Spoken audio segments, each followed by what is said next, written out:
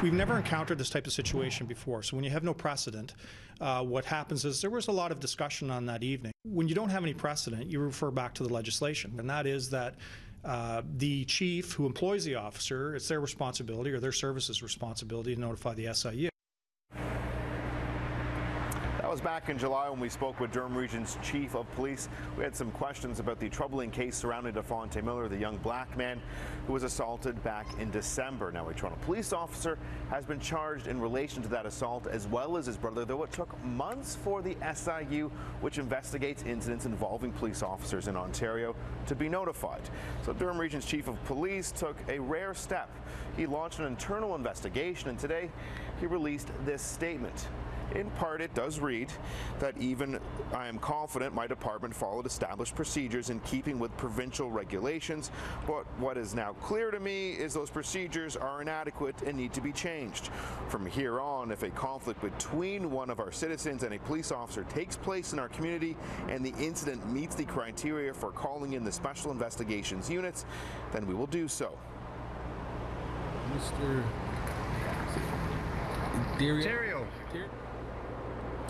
Durham police say they didn't contact the SIU because the officer involved in the assault, which took place in Whitby, was a Toronto cop.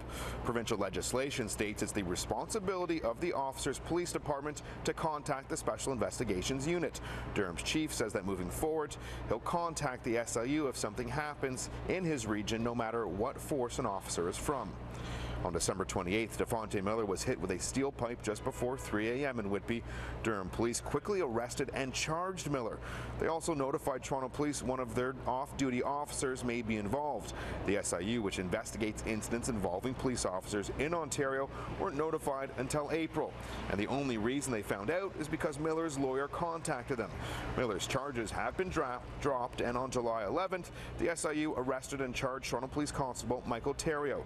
Days later, they also arrested his brother. July 19th, City News revealed John Theriault, the father of the accused, is a long-time detective with Toronto Police and currently works in the Professional Standards Unit, which handles officer misconduct. Now, today's announcement by the Durham Regional Chief of Police shows the stark difference between how the two police forces are handling the Defonte Miller investigation. Durham, as we just told you, they launched an internal investigation here in Toronto.